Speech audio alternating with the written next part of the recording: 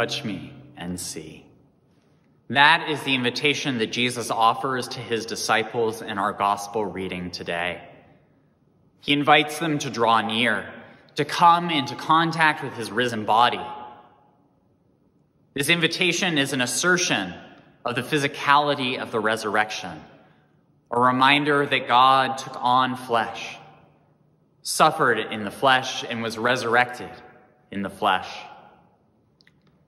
I think it's easy for us as contemporary followers of Jesus to reduce the resurrection story, the whole Easter message, to a metaphor or just an idea, to treat it less as something that happened and more of a symbol of life overcoming death, of love overcoming evil. And by doing so, it's easy to strip away the fleshy parts of it, the physical parts of it, to treat it less as an actual resurrection and more as a metaphor, a symbol. I think these questions plague us. Did it actually happen? How did it happen? How would it be scientifically possible? And so instead of getting bogged down in those details, in those doubts and those concerns and worries, we pass it off as just a story. But I think to strip away the physicality of Jesus' resurrection is to miss the point of the whole Easter story. And don't get me wrong, we all have our doubts. I have my doubts. There are parts of the Christian story that feel so detached from our world and our lived experience. They reflect another time, place, and set of cultural beliefs. They reflect assumptions of how the world works that we know to not be true today. There are times I wonder how much of it I believe. And here, in this Easter season, we have one of the most challenging stories of all, the story of resurrection, of Jesus come back from the dead, restored to new life. And we're left wondering how to make sense of it. Luke, the evangelist, records the story that we read in the gospel today to help his community wrestle with those same doubts and questions. He puts his emphasis on the physicality of Jesus to affirm to those who are reading what he was writing and who he was in community with, to affirm that the resurrection wasn't a ghostly apparition or trick. It wasn't just a story that some followers of Jesus made up.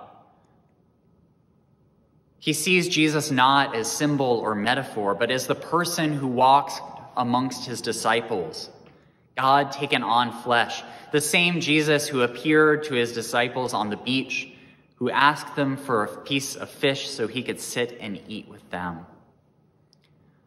Jesus lives and God lives in Jesus. That is the message of our gospel today. That is the message of Easter, and that is the challenge of Easter. To imagine a God who is present, alive, here and now. To see God present and at work in the world and through the world. Not as an idea, a theory, a set of beliefs, or theological principles, but to encounter a living God. To encounter a God who is acting in and through history, who is mysteriously present to us and to the world.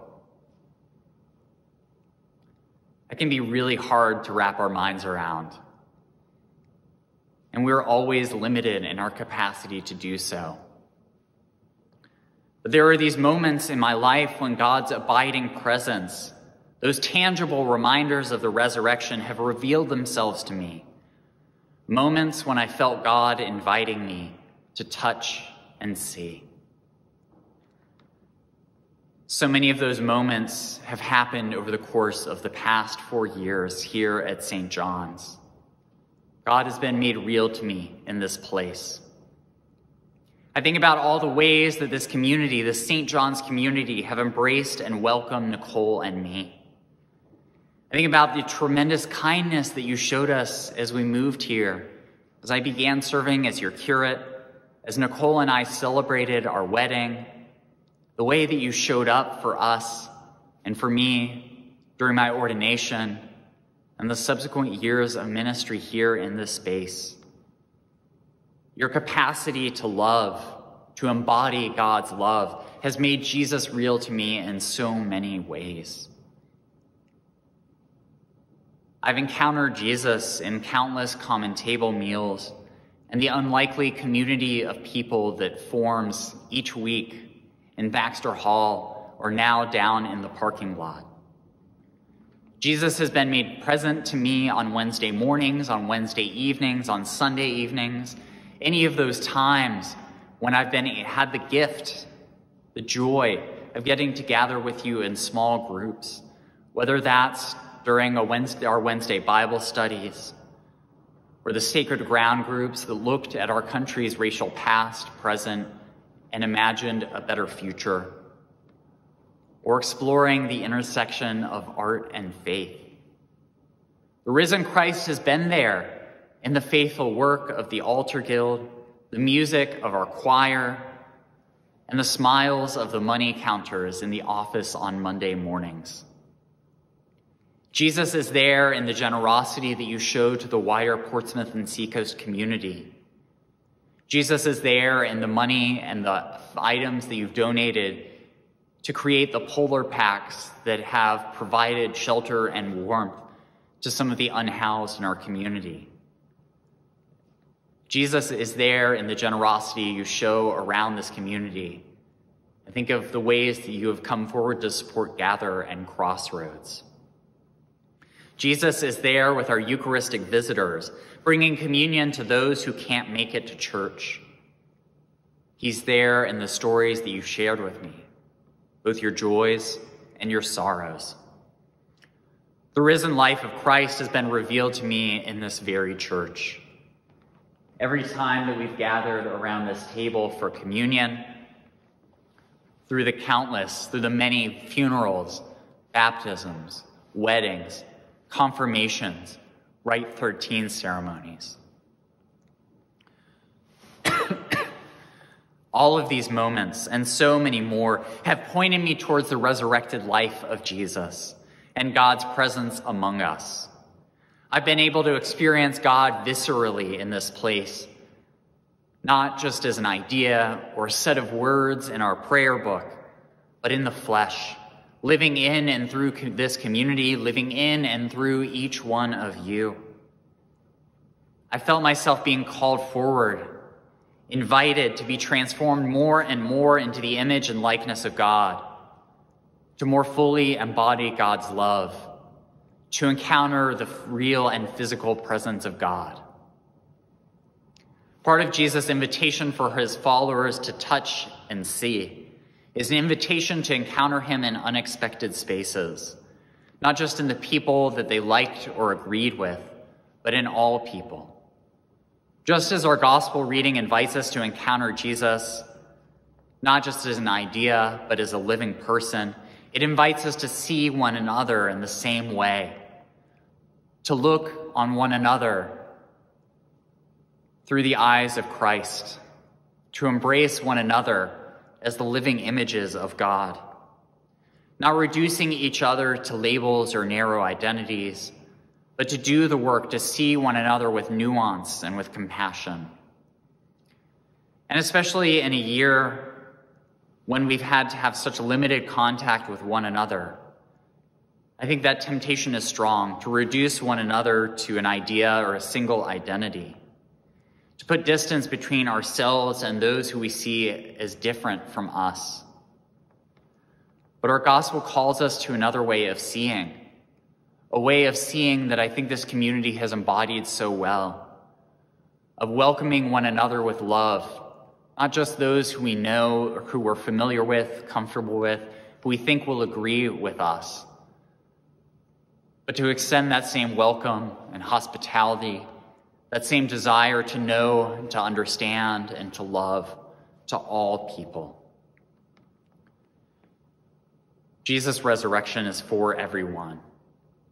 The triumph of God's love over evil is not for a select few, but is a universal gift. God is not present and living just in some places and some people, but everywhere, in everyone, We are all reflections of the love with which God created this world, that same love with which God raised Jesus from the dead. And so I think the challenge at the heart of our gospel today is this: to live in a way that recognizes and honors the real and living presence of God within us, among us, and all around us. Our gospel reminds us that the invitation is not about holding the right idea of God, but about drawing near to the living God, the God who took on flesh in the person of Jesus, the God who sat with his disciples on the beach and asked them for a piece of fish, the same God who suffered, died, and rose again so that we might have the experience of the fullness of life. Our reading today is an invitation to see God reflected in one another, to draw near to God, and to draw near to one another. You all have shown me what that resurrected life can look like, and I am forever grateful. And I pray that this community may continue to embody that risen life, to be the beacon of God's love that I have had the pleasure of getting to know over these past 4 years. I think from my time at St. John's, I have come to know so much more about what God's love is, how God is very real and very present in our world.